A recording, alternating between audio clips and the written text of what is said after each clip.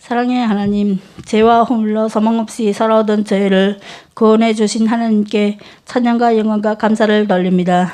날마다 저희를 소망의 길로 인도해 주시기 위하여 지금도 하늘 보좌 앞편에서 쉼없이 기도하시는 주님의 크신 사랑을 생각할 때 뜻을 정하여 바르게 살지 못한 지난 날이 너무나 부끄럽습니다. 만물을 새롭게 함같이 교만에 굳어진 저희의 마음을 부드럽게 하시고 불평불만으로 무거운 짐 마음을 가볍게 하시며 포의도 어성도 무너지게 하여 주옵소서. 아멘. 주님, 이 시간 주께서 예비하신 은혜를 저희가 마음의 문을 열어놓고 기다려오니 하늘 문을 여셔서 아낌없이 채워주시기를 원합니다. 아멘. 용서해 주심을 바라옵고 주님 앞에 나왔으니 오늘 믿음을 찾고자 모인 저희들에게 자정하시고 영광의 모습으로 임재하사 크신 영광을 홀로 받으시기를 원합니다. 아멘. 주님, 저희가 뜨거운 믿음으로 살아가게 하옵소서. 마음은 원이로되 육신이 연약하여 돛길로 접어드는 경우가 너무나 많습니다. 한편으로는 하나님 나라의 영원한 축복을 갈망하면서도 다른 한편으로는 이 땅의 재물과 행복에 마음이 끌려서 믿음을 파는 경우도 많습니다. 그리하여 신앙에서 오는 참된 기쁨을 깨닫지 못하고 믿음의 열심이 식을 때도 많습니다. 믿음이 덥지도 않고 차지도 않은 미지근한 상태에 있으면 주님께서 토해내리라는 말씀을 상기할 때 들은 마음을 금할 수가 없습니다. 문화웃기는 저희로 하여금 썩어 없어질 세상의 재물에 욕심내지 않게 하시고 가난하여 주님을 원망하는 일이 없게 하옵소서. 아멘. 지금 코로나19로 인해 교회가 핍박받고 있습니다. 주님들이 나와 마음대로 예배를 드리지 못하고 있습니다. 아버지, 하루속히 이 고난을 이겨낼 수 있는 한국교회가 되게 도와주세요. 아멘. 한국교회를 성령으로 충만하게 하시고 예배의 형태나 교세 감사에 영향받기보다는 믿음의 선진들의 기꺼운 의를 위하여 박해받는 것을 뿜으로 여기며 전국 복음을 전하게 하소서. 어떤 환경 속에서도 믿음의 주여 온전케 하시는 이는 주님을 바라보고 의지하며 범사에 감사할 수 있는 저희가 되게 하여 주옵소서. 또한 북한 땅을 위해 기도합니다. 주님, 독재체제를 위해 주일에게 폭동의 칼을 휘두르고 핵무기를 개발하는 등 온갖 불의를 저지르고서 여전히 거짓을 걷지 않고 완악함으로 행하는 북한 정권을 불쌍히 여겨 주옵소서. 자력갱생이라는 헛된 미혹에서 벗어나 하나님의 말씀을 따라 행할 수 있도록 은혜를 베풀어 주옵소서. 올 한 해 저희가 더욱 성숙한 신앙을 가질 수 있게 하옵소서. 목사님을 통하여 주시는 말씀을 주님의 음성으로 듣게 하시고 은혜의 자리, 믿음의 자리를 항상 치지 않는 저희가 되게 하옵소서. 하늘에서 영광을 홀로 받으실 것을 믿사옵고 언제나 변함없는 사랑으로 이끌어 주시는 예수 그리스도의 이름으로 기도합니다.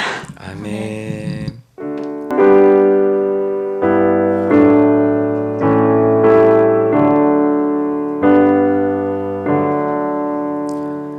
오늘 은혜 받으실 말씀은 출애굽기 20장 12절 말씀입니다. 출애굽기 20장 12절 말씀. 자, 한 절 말씀 다 같이 한 목소리로 읽도록 하겠습니다. 시작. 네 분보를 공경하라. 그리하면 너의 하나님 나 여호와가 내게 준 땅에서 네 생명이 길리라. 아멘. 예, 이 말씀에 대해서 신명기 5장 16절은 다음과 같이 말씀하고 있습니다. 너는 너희 하나님 여호와의 명한 대로 네 부모를 공경하라. 그리하면 너희 하나님 여호와가 내게 준 땅에서 네가 생명이 길고 복을 누리리라. 아멘. 예, 지금까지 우리가 십계명에 대해서 보고 있습니다. 이 말씀을 듣고 있는데 사계명까지는 하나님에 대한 말씀이죠. 다른 신들은 섬기지 말고 오직 하나님만 섬겨야 되고 함부로 불러서도 안 되고 안식일을 거룩하게 지키고 이런 하나님에 대한, 그리고 이제부터는 대인관계에 대해서 이야기를 하는데 대인관계에서 첫 번째가 무엇이다? 부모다라고 하는 거죠. 우리는 인간관계에서 중요한 것을 어디에다 두고 있을까요? 보통 사회적으로 처음에는 어렸을 때는 부모님들 속에서 살았지만 나오면 대체적으로 뭐 상사나 친구나 또는 가정 안에서의 아내나 자녀들이나 이런 관계가 더 밀접한 관계인 것 같아요. 그런데 성경은 뭐라고 이야기하냐면 대인 관계에서 첫 번째가 네 부모를 공경하라라고 이야기를 하고 있습니다. 제가 이 말씀을 이렇게 묵상을 하면서 참 마음에 저도 많이 찔린 것 같아요. 나는 우리 부모님들을 참 공경을 했을까라고 할 때에 참 그런 것 같습니다. 우리 다 이제 자녀들을 다 커서 이제는 다 재박벌이 해도 부모의 마음 속에는 자기의 부모보다는 자기의 자녀들에 대해서 더 마음이 가는 것 같아요. 부모님들은 오히려 더 연약하고 도움이 더 필요한데 우리의 마음은 부모님들보다는 우리 자녀들, 이미 자녀들은 다 잘 뭐 살아가고 있고 뭐 자기 살궁리 다 하고 있고 뭐 자기 삶을 잘 살아가고 있음에도 불구하고 부모의 마음에는 늘 자녀에 대한 그런 긍휼함이 부모에 대한 생각보다 더 진하다고 해야 될까요? 그런 것 같아요. 우리의 연약함인 것 같기도 합니다. 그런데 하나님은 우리에게 첫 번째로 부모를 공경하라. 왜냐하면 우리의 생명의 근원은 하나님이시지만 또 우리의 육신의 근원은 또 우리 부모님들입니다. 우리 부모님들에 대해서 부정하게 될 때 나의 삶 자체도 부정하게 된다라고 하는 거죠. 어느 그 시인의 시를 제가 보다가 공감이 참 된 이야기가 있어요. 시는 이런 구절입니다. 거울을 보다가 놀란다. 나는 간 곳 없고 나약하고 소심해진 아버지만 있어서 취한 색시를 안고 대낮에 거리를 활보하고 호기 있게 광산에서 돈을 뿌리던 아버지 대신 그 거울 속에는 인사동에서도 종로에서도 제대로 기 한 번 못 펴보고 큰 소리 한 번 못 치는 늙고 초라한 아버지만 있다. 이 시는 내용이 어떻게 됐냐면 그 신경림이라고 하는 그 시인이죠. 아버지의 그늘이라고 하는 그 시예요. 근데 이 시의 첫 번째 구절이랑 쭉 보면 아버지는 술 취한 색시를 업고 집안에 들어오고 그러면 어머니는 술국을 끓이고 할머니는 손가락질하며 집안이 망한다 그러고 아버지는 또 광부들과 술 취해서 대낮에서 춤을 추고 출판을 벌리고 있고 또 우리 집에 그 아버지 빚을 받으러 온 사람들이 화약꾼들이 그 사랑방에서 나에게 뭐 담배 술 심부름을 시켰고 그래서 나는 어릴 적에 늘 아버지처럼 살지 말아야지 그래서 열심히 살아왔고 아버지는 그렇게 사는 나에게 자랑스럽다 했고 그래서 이제는 아버지가 중풍에 쓰러지신 후에 나의 모습 거울에서 보니까 깜짝 놀란 자기의 모습 속에 아버지의 모습이 있더라. 그런데 아버지처럼 색시를 등에 업고 다니지는 않았지만 또 광부들과 함께 춤펀을 벌이지는 않았지만 뭐 돈을 뿌리지는 않았지만 종로에서 인사동에서 큰 소리 한 번 쳐보지 못했던 아버지가 내 거울에 있다. 그건 무슨 소리냐면요. 어릴 적부터 나는 저 아버지처럼 살진 않겠어 라고 끊임없이 이야기를 하면서 살았는데 살고 보니까 나 자신이 없더라라고 하는 거예요. 그 아버지가 아닌 그 아버지의 반면교사로 내가 살아오다 보니까 그 아버지와 다른 아버지가 내가 있더라는 거예요. 나는 잊어버렸더라는 거예요. 거울 속에 보이는 나. 결국은 그 아버지의 그늘 속에서밖에 살 수 없다라는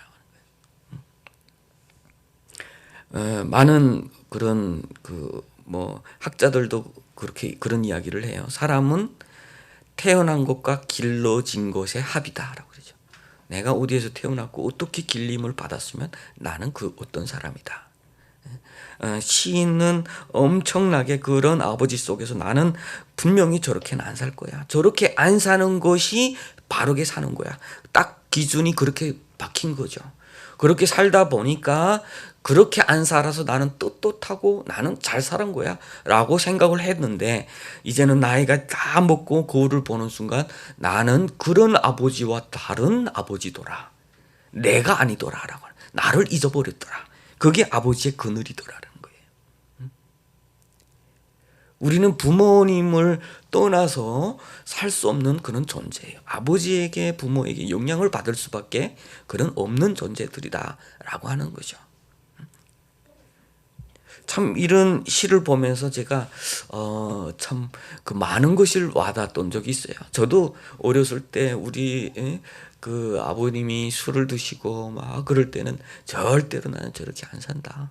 나는 절대로 저렇게 안 산다. 그렇게 안 살아서 지금까지 잘 살았는데 나도 이 시인과 같이 다른 아버지의 모습인지도 모르겠어요. 우리 이전 세대는 다 그런 시대예요. 가난했고 그러한 폭정 속에서 그런 스트레스를 많이 받았고 그것은 가정에게 피해가 갔고 그것은 누군가가 피해자가 가해자 따로 분별할 수는 없습니다.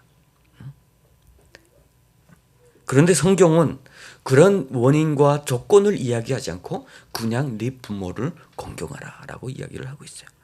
어떤 부모든 네가 너를 낳아준 부모면 공경하라 라고 이야기하고 있다라고 하는 겁니다. 참 이거는 다른 토를 달지를 않습니다. 왜 공경해야 되는지 어떻게 어떤 부모만 공경해야 되는지 그렇지는 않아요. 그냥 네 부모를 공경하라 라고 이야기를 하고 있다는 거죠.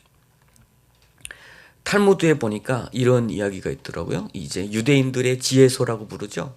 아주 탈무드 수천 년 동안 이 사람들의 지혜가 담긴 그런 책인데 그 책에 효도에 대한 것을 이렇게 썼어요. 어떤 여우가 하루는 거닐고 있는데 길을 거니고 있는데 노새가 길을 가는 거예요. 귀도 눈썹도 너무 잘생긴 거죠. 내가 저런 동물을 처음 봤는데 저는 누구지? 알고 싶어서 너는 누구니? 라고 물어봐요. 그러니까 노새가 하는 말이 나는 말이야 우리 가문은 대단한 가문이야. 우리 삼촌은 왕을 태우고 다니던 말이었는데 전장터에 가서는 그 힘과 용맹과 그 울부짖음에 사람의 마음을 찢고 늘 싸움을 갈망하고 힘이 있고 패기가 넘치고 그런 사람 대단하지. 그렇게 이야기를 한다는 거예요. 근데 노새가 뭐죠? 노새는 말과 당나귀의 에서 나왔어요. 나오다 보니까 부모가 정확치 않은 거야. 말이라고 하기는 또 그런 거야. 하니까 유대인들이 볼 때 그걸 빗대서 인간을 이야기를 하는 거예요. 그러니까 노새는 또 생육을 못 해요. 그러니까 항상 노새는 이렇게 말이 부모가 돼야 되는데 자기 부모는 또 아니잖아요. 다르게 생겼잖아요. 그러니까 인간에 대해서도 그렇대요.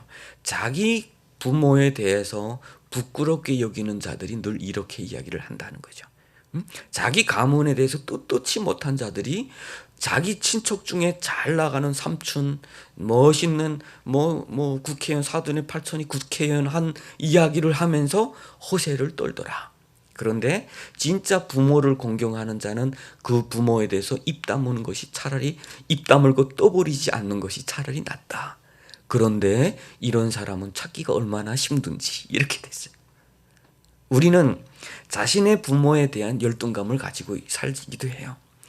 보았더니 어떤 부모상이라는 게 있어가지고 맹자의 어머니처럼 자녀의 그 학업을 위해서 3번 이사를 하고 누구의 부모처럼 늘 우리에게는 그런 기준점이 있어요. 신사임당에 대한 이야기도 하고요. 그러다 보니까 우리 부모는 뭐지라고 생각을 하다 보면 그런 노새와 같이 된다는 거죠. 여러분 우리 한 번씩 살다 보면 노새처럼 살아본 적이 있지 않나요? 누군가가 우리 부모에 대해서 물어볼 때에 나는 얼버무리거나 아니면 다른 친척에 대해서 이야기하거나 우리 가문에 대해서 이야기하거나 하다못해 저와 같은 경우는 우리 김씨가 무슨 김씨라고 하면서 양반 이라고 이렇게까지 해본 적이 있습니다. 그건 다 어디서 온 거겠을까요? 다 그런 거죠. 우리 마음속에는. 그런데 성경은 뭐예요? 그것은 효가 아니라. 그건 효가 아니에요. 우리를 이 땅에 낳아준 그 부모는 어떤 부모든지 간에 그 부모는 공경해야 된다라고 하는 거죠. 근데 그 부모에 대한 공경함이 이 공경이라고 하는 단어가 하나님을 공경하라라고 하는 단어하고 같이 썼어요. 왜 그런 말씀을 썼을까? 그것에 대해서 그 종교개혁자 마틴 루터는 이것은 육신의 부모, 육신의 동료인 부모에게만 적용되는 것이 아니라 우리의 하나님의 말씀을 전해준 사람들과 우리의 영혼의 인도자들, 교사들에게도 적용되는 말이다 라고 이야기를 했어요. 왜냐하면 루터가 볼 때에 자기의 인생도 마찬가지예요. 자기 인생도 자기의 부모, 루터의 부모는 늘 공부를 잘해서, 루터가 공부를 잘해서 훌륭한 변호사가 돼서 법학자가 돼서 자기들을 훗날에 양로해주길 바랬다는 거예요.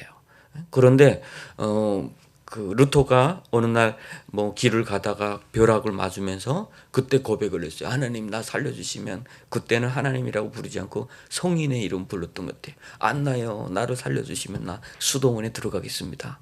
이런 늘 그 영혼에 대한 문제에 고민이 많이 빠졌던 사람이에요. 그러니까 육신의 아버지는 우리의 영혼의 문제에 대해서는 모른다라고 하는 거죠. 육신의 아버지는 이 아들의 육신이 잘 되기를 바란다는 거예요. 그러다 보니까 루터가 볼 때 이 말씀은 분명히 우리의 육신의 아버지뿐만은 아니라 우리의 영혼을 인도해가는 그러한 교사들에게도 해당이 된다라고 설명을 했던 거예요. 그게 맞는 말씀인 것 같아요.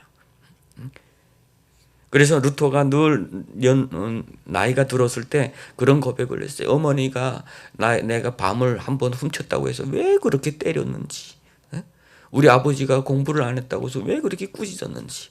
그러면서도 루터는 늘 부모님들에 대해서 존경심은 가지고 있었어요. 그런 존경심, 내가 잘 되기를 바라는 그러한 존경심. 그러나 내가 잘 되는 그 존경심 가운데는 한계가 있었다라고 하는 것을 이야기를 하는 거죠. 그냥 우리 육신이 잘 돼서 부모님의 이름을 내고 부모님이 자랑스럽고 부모님이 연로한 후에 도움을 좀 얻기를 바랬을 뿐이다 라고 하는 부분이 있어요. 그러나 우리는 뭡니까? 하나님으로부터 온 존재, 육신의 부모로부터 오지만 하나님으로부터 온 존재로서 하나님께 가야 되는 존재, 그것이 진정으로 우리가 행복한 존재예요. 그런데 우리의 육신의 부모들은 그런 것보다는 우리의 아이들의 육신이 더 잘 되고 그 삶이 환경이 더 나아지면 만족하는 그런 약점도 가지고 있더라라고 하는 거죠. 우리가 왜 어려운 길을 가는 목회자들, 뭐 그런 분들이 자녀들이 목회자 되는 것을 원치 않는 이유들도 다 거기에 있는 것 같아요. 다 잘 되고 공부 잘하고 좋은 직업 가지고 돈을 잘 벌고 그러면 되는 것 같다라고 하는 거죠. 그런데 그러한 부모 밑에서만 살아간다면 그런 영혼의 도움은 얻을 수가 없다라고 하는 부분입니다. 그래서 오늘 이 말씀은 좀 넓게 우리의 육신의 부모에 대한 존경심도 충분히 가지고 있어야 되지만 우리의 영혼의 인도자들, 우리를 하나님께로 인도하는 자들에게도 해당이 된다라고 하는 부분을 함께 봐야 된다라고 하는 말씀입니다. 또 탈무드에 대한 이야기를 봤어요. 탈무드에서 효에 대해서 정의를 하기를 어떤 그 아들은 부모님들께 우리말로 말하면 닭검을 해드리고 또 어떤 아들은 부모님을 산에 양치는 목장으로 보냈는데 닭검을 해드린 아들은 지옥에 가고 양떼 목장으로 보낸 아들은 에덴 동산에 갔다, 천국에 갔다 이렇게 말해요. 그건 무슨 소리냐? 부모에게 잘하지 말라는 소리냐? 라고 하니까 그거에 대한 해석이 닭검을 해서 다 어머니한테 드렸는데 아들아 이 귀한 닭은 어디서 났니? 그건 왜 물어요? 갖다 주시면 드시기나 하세요. 이래서 지옥 갔다는 거예요. 그런데 그 양치는 목장으로 보낸 아들은 왜 천국에 갔냐 했더니 그 나라에 양목축하는 사람들을 군으로 다 뽑았대요. 그러니까 아들이 아버지를 저 산속에 목동으로 보내고 자기가 대신해서 군대에 갔다. 그래서 진정한 효란 과연 무엇인가라고 하는 것에 대해서 이야기를 해요. 좋은 걸 가져다 주면 뭐합니까? 부모님과의 소통조차도 하기 싫어하고 소통을 안 하고 늘 상관하지 마세요. 나의 인생이에요. 라고 하거나 또는 그냥 갖다 주면 드시기나 하세요. 라고 하는 이런 것들은 사랑을 주는 것이 아니다라고 하는 거죠. 사랑을 주는 것이 아니다. 진짜 부모를 공경하는 것이 아니다라고 하는 거예요. 그 공경하면은 그 인격에 대한 존중이 있어야 되는 거죠. 그 사람에 대한 존중이 있어야 되는 거예요. 비록 우리가 살아가는 시대와 우리 부모님들이 살아왔던 시대가 다르고 언어가 다르고 생각이 달라도 일단 그 부모님들에 대한 존중이 일단 우선시 되어야 된다라고 하는 거예요. 우리가 경제적으로 좋은 조건이 있을 수 있고 나쁜 조건이 있을 수는 있어요. 그래서 좋은 조건에 있는 사람들은 닭공을 해드릴 수도 있고 또 못한 분들은 많이 못 해드릴 수는 있지만 그렇지만 부모님들과의 우리가 대화 정도에서는 공경함이 있어야 된다라고 하는 거죠. 당신은 나를 이해를 못해요. 지금 시대는 달라요. 라고 해서 지나치게 무시한다거나 그런 사람들에 대해서 하나님은 어떻게 보냐면 너는 지옥에 갈 존재다라고.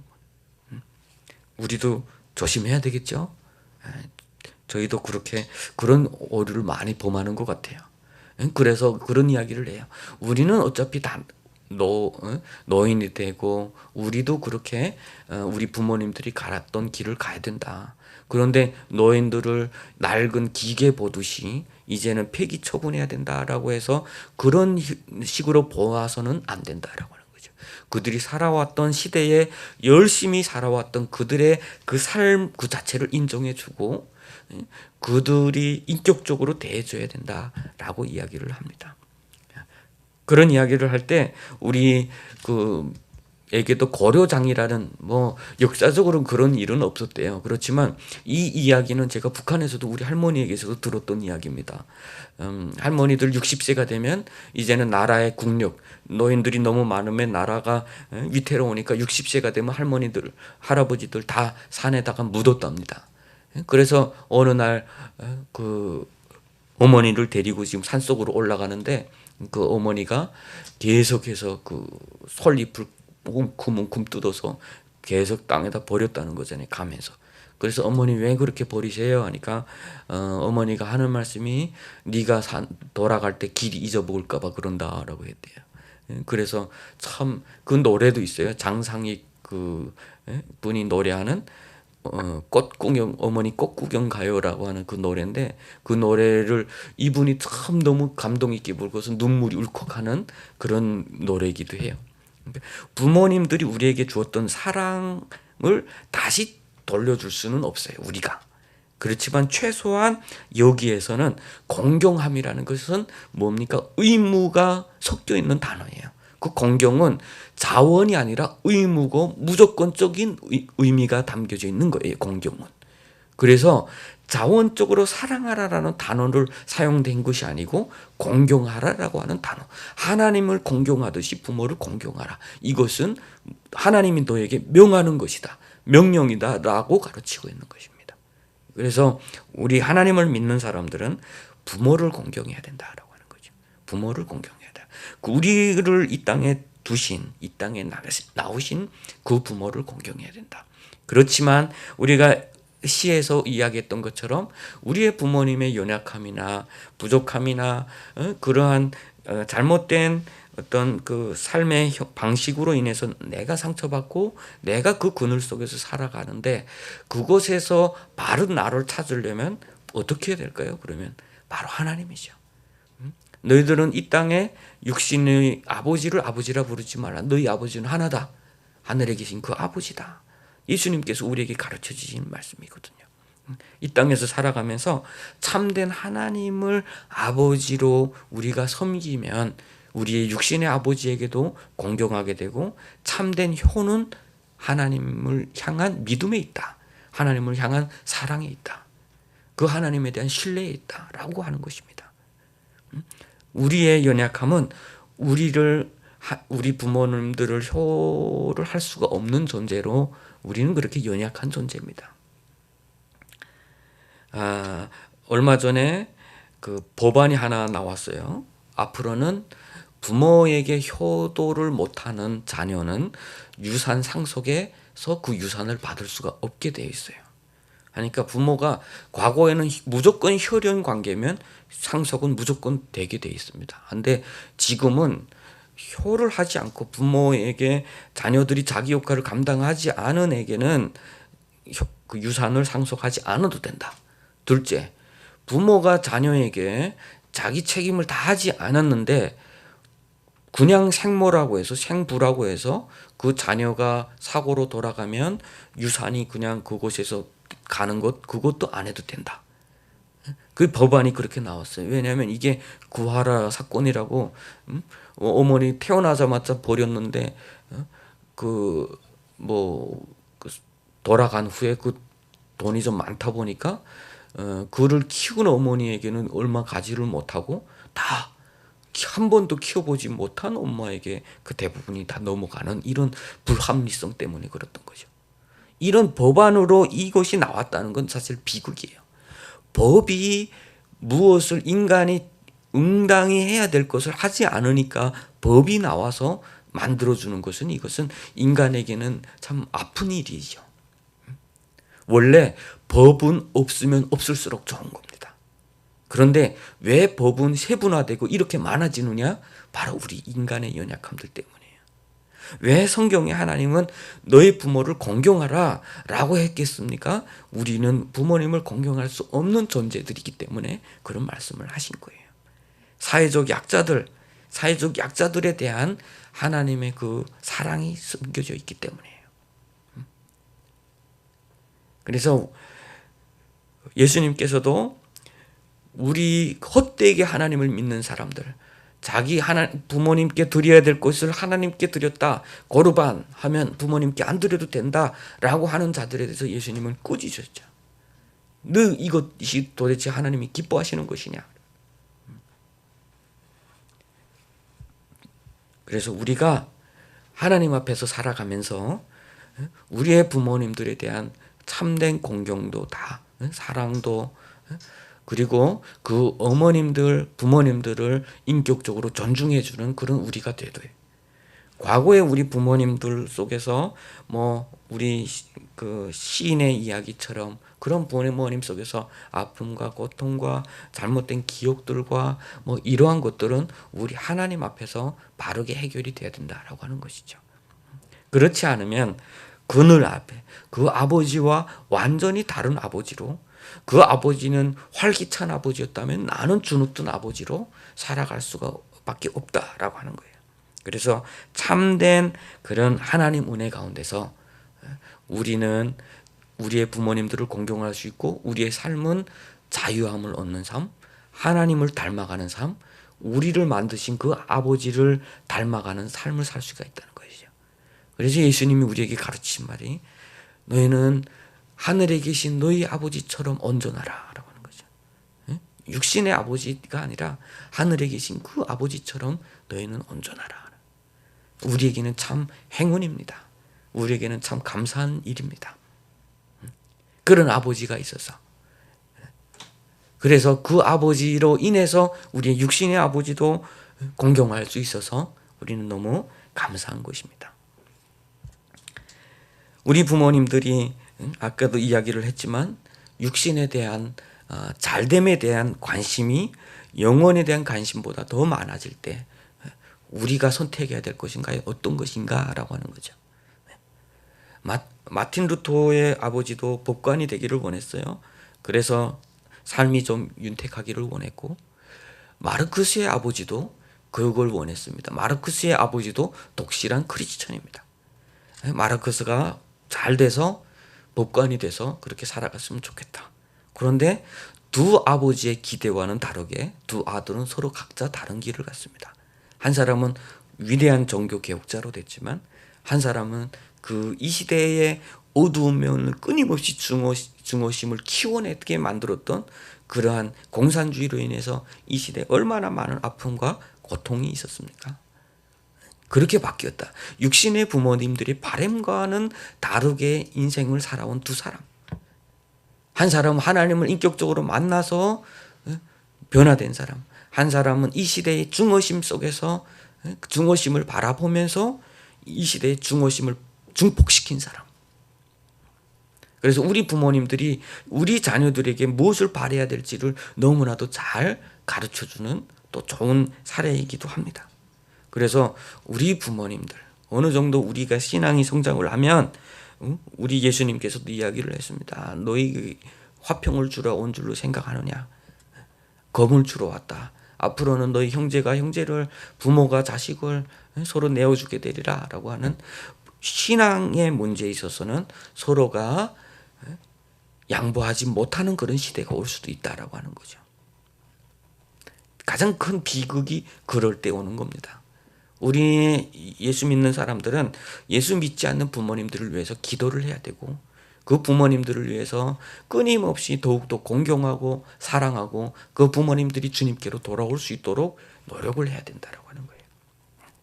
가장 큰 비극은 어떤 이념이나 어떤 그런 관계 속에서 부모의 그것보다 오히려 이념을 더 중요시한다거나, 그래서 이 시대에 부모님과 자식 간에 싸움을 한다고 그러잖아요.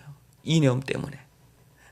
나는 보수야, 너는 진보야 라고 하면서 서로 가족 안에서 가족 애보다 그런 것이 더 강하기 때문에 가정 파괴가 되고, 한창 이 나라에 혁명을 한다고 그러고 다투고 이럴 때 가족 모임에서도 그것 때문에 계속 나뉘고 싸우고 했다는 거잖아요. 이거는 정치가들이 정치를 잘못하고 있는 거죠. 국론을 분열시킬 뿐만 아니라 가족도 파괴하는 역할도 하고 있기 때문이라는 거예요. 제가 북한에서 우리 고모 할머니에게서 들었던 이야기인데요. 어떤 사람이 평생 살아가는데 여름에도 이렇게 긴 팔을 안 입었답니다. 긴 팔밖에 안 입었대요. 반팔을 안 입었대요. 그리고 목욕탕에 어쩌다 들어가면 늘 수건으로 이 팔을 싸매고 다녔대요. 그런데 어느 날인가 그게 들쩍났는데 뭐냐면 여기다가 태극기를 문신하고 다녔던 거예요. 이 자녀들은 다 군대까지 나가서 다 잘 되고 군관이 되고 이랬는데 훗날에 이게 들쩍나다 보니까 군인들 다 제대되고 간첩이 돼서 총살을 하는데, 놀라운 것은 그 아들이 아버지를 총살하겠다, 내가 집행하겠다라고 제기까지 했다라고 하는 거예요. 가장 비참한 우상이 통치하는 저 북한 땅의 비극이 뭐냐면요, 이념이 피보다 진하다는 거죠. 그런 말이 있죠. 이념이 피보다 진하다. 그건 뭐냐면 그들이 추구하는 그 공산주의라는 이념이 가족 피를 나는 가족보다는 더 중하다. 북한이 가르치는 게 그거잖아요. 원래 우리나라의 전통에 보면은 직계 가족이 자기 부모에 대해서 죄를 증거하지 못하게 돼 있어요. 아마도 지금도 그런 게 좀 있을 겁니다. 아들이 부모가 도적질 했어요. 아들이 가서 그걸 봤다고 해서 법은 무조건 그 아들을 불러다가 너희 아버지 도적질 했지 라고 강요하지 못하게 돼 있어요. 왜냐하면 그렇게 강요가 될 때에 법에서는 문제를 해결할지 몰라도 부모 자식 간의 관계는 깨어지기 때문이에요. 이것은 천륜, 이것을 끊는 것은 바람직하지 않다라고 본 거죠. 그럼에도 불구하고 지금 저 북한 땅은 과거보다 더한 거죠. 과거보다 더한 것. 부모와 자식은 그냥 부모와 자식 간의 관계가 아니라 서로 혁명적 관계에만 존재하고 있어요. 그래서 부모가 나쁜 일을 해도 자녀는 무조건 고발해야 되고, 자녀가 나쁜 짓은 부모가 고발하도록 그런 시스템을 만들어 놓은 겁니다. 이것은 사탄이 만들어 놓은 시스템이라고 밖에 말할 수가 없어요. 우리 성경은 뭐라고 하죠? 부모를 공경하라 라고 이야기를 하고 있죠. 그래서 우리가 이 땅에서 살아가는 동안 우리를 이 땅에 살게 하신 그 하나님과 우리를 이 땅에 육신으로 낳아주신 그 부모님들에 대한 그 공경함을 잃어버리지 않는 저와 여러분 되시기를 바랍니다. 정말 부모에 대해서, 부모가 없는 사람을 고아라고 부르고 성경은 그 고아들에 대해서 약자로 구분을 해놨어요. 그만큼 부모가 없는 사람은 정체성의 문제도 경제적인 문제도 여러 가지 문제에서 과거에는 엄청난 큰 약자가 되었다라고 하는 것이죠. 그렇지만 그 고아들의 아버지시다라고 하는 그 하나님이 오늘날 우리의 연약한 부모를 둔 우리들의 아버지이시고 그 아버지로 인해서 우리는 참으로 그리스도 안에서 우리 부모님들을 공경할 수 있는 그런 존재가 되어졌다라고 하는 것입니다. 자, 에베소서에는 이렇게 말씀하고 있습니다. 자녀들아 너희 부모를 주 안에서 순종하라. 이것이 옳으니라. 내 아버지와 어머니를 공경하라. 이것이 약속 있는 첫 계명이니 이는 네가 잘되고 땅에서 장수하리라.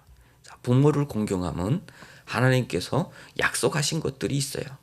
다른 것은 약속이 있는 것이 아니라 그냥 해야 된다 이렇게 했는데 부모를 공경하는 데는 플러스 약속을 달아 나오셨어요. 이 땅에서 잘 되리라. 이 땅에서 복을 누리리라. 두 번째는 오래 살리라 라고 하는 부분입니다. 그래서 우리 그만큼 하나님의 관심이 여기에 있다라고 하는 것이겠죠. 하나님의 관심이 그리스도 안에서 우리가 길러지는 환경과 우리가 태어난 환경과 또 우리가 그것을 하나님 안에서 회복해가는 더 완성해가는 그런 관계를 하나님은 원하신다라고 하는 것이죠. 우리의 가장 그 사회적 인간으로서 나는 늘 포장하고 살 수도 있어요. 나는 선한 사람으로 살 수도 있어요. 나는 늘 선하고 좋은 말하고 그런데 나의 부모와 나의 가족과는 늘 자기의 본 모습이 다 드러날 수밖에 없습니다. 그래서 하나님은 이 가정 문제에 있어서 첫 번째 부모를 공경하는 것으로 대인관계 첫 번째를 두신 거예요. 그리고 거기에 약속까지 더해 주셨던 거예요. 이렇게 해. 그러면 이걸 해줄게 라고까지. 그래서 지금까지 우리가 하지 못했다면 다시 돌아가 우리 부모님들에게 또 사랑하고 공경하는 그런 저와 여러분 되시기를 바랍니다. 그리고 그 부모님들도 육신을 가진 연약한 존재로 우리도 긍휼한 마음으로 하나님께로 인도해가는 우리가 되어야 될 줄로 믿습니다. 기도하겠습니다.